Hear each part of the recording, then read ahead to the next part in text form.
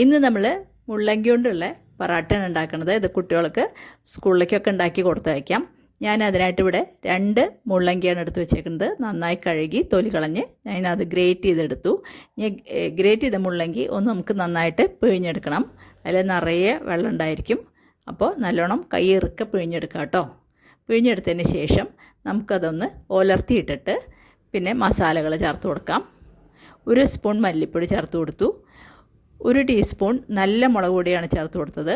പിന്നെ ഒരു 1/2 ടീസ്പൂണോളം മഞ്ഞൾപ്പൊടി, 1 സ്പൂൺ ജീരകപ്പൊടി, ജീരകം വറുത്ത് പൊടിച്ചിട്ട് വെള്ളപ്പൊടിയാണ് ഇട്ട് കൊടുത്തത്. പിന്നെ കുറച്ച് മല്ലിയിലയും കൂടി ചേർത്ത് കൊടുത്തു. 1 സ്പൂൺ ഉപ്പ് ചേർത്ത് കൊടുത്തു. ഇനി നമ്മൾ 4-5 വെളുത്തുള്ളി ചതച്ചതും 1 വലിയ കഷ്ണം ഇഞ്ചി ചതച്ചതും കൂടി ചേർത്ത് കൊടുത്തു.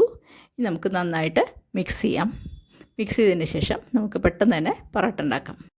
അപ്പോൾ പൊറോട്ടയ്ക്കുള്ള ആട്ട ഞാൻ നേരത്തെ തന്നെ കുഴച്ച് വെച്ചിട്ടുണ്ട്.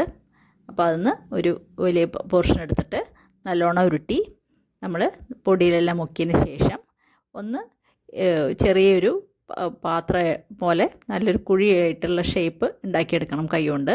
അതിന് ശേഷം നമ്മൾ 2 ചെറിയ ടീസ്പൂൺ സ്റ്റഫിംഗ് ആണ് വെച്ച് കൊടുക്കുന്നത്. നല്ലോണം അമർത്തി കൊടുത്തിട്ട് നമ്മൾ ഈ വിരൽ വെച്ച് പതുക്കെ അത് ക്ലോസ് ചെയ്യണം കേട്ടോ. പതുക്കെ ക്ലോസ് ചെയ്തതിന് ശേഷം നമ്മൾ അതിനെ കൈ കൊണ്ട് തന്നെ ഒന്ന് പരത്തി കൊടുത്തതിന് ശേഷം നമ്മൾ പൊടിയിൽ നല്ലോണം മുക്കിയിട്ട് ചെറുതായിട്ട് അധികം പ്രസ് ചെയ്യാതെ പരത്തിയെടുക്കണം. അറ്റം കനലില്ലാണ്ട് നോക്കണം, അല്ലെങ്കിൽ അറ്റം കട്ടി കൂടിക്കഴിഞ്ഞാൽ വേവാൻ ബുദ്ധിമുട്ടാണ്. ഇനി നമുക്ക് അടുപ്പത്ത് ചപ്പാത്തിക്കല്ല് ചൂടാവുന്നുണ്ട്, അതിലേക്ക് ഇട്ട് കൊടുക്കാം. അപ്പോൾ ഞാൻ ചപ്പാത്തിക്കല്ലിലേക്ക് ഇട്ട് കൊടുത്തു. ഒരു ഭാഗം വെന്തു, മറിച്ചിട്ടു.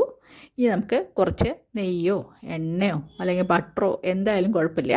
ഞാനിവിടെ കുറച്ച് നെയ്യാണ് ഉപയോഗിച്ചത്. അപ്പോൾ കുറച്ച് നെയ്യ് പുരട്ടി കൊടുക്കുക.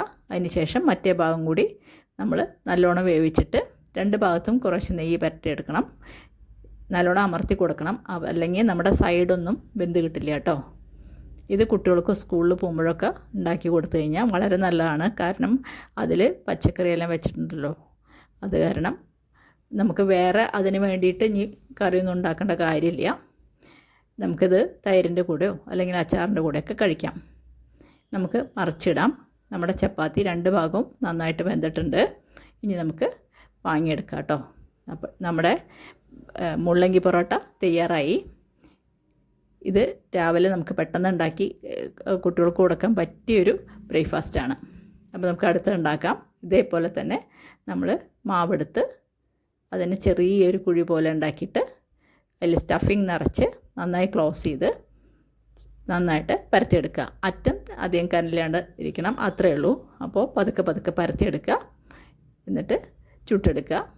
അപ്പോൾ എൻ്റെ 2ാമത്തെ പൊറോട്ട തയ്യാറായിട്ടുണ്ട്.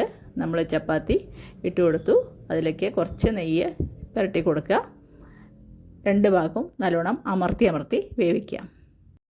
എല്ലാവരും ഉണ്ടാക്കി നോക്കി അഭിപ്രായമൊക്കെ കമൻസിൽ എഴുതണം കേട്ടോ. എൻ്റെ വീഡിയോ ഇഷ്ടമാണെങ്കിൽ എല്ലാവരും ലൈക്ക് ചെയ്യണം. അതേപോലെ ആരെങ്കിലും സബ്സ്ക്രൈബ് ചെയ്യാത്തവരുണ്ടെങ്കിൽ ഒന്ന് സബ്സ്ക്രൈബ് ചെയ്യണം കേട്ടോ. ഇനി ഒരു പുതിയ വീഡിയോ ആയിട്ട് നമുക്ക് അടുത്ത് തന്നെ കാണാം. Thank you.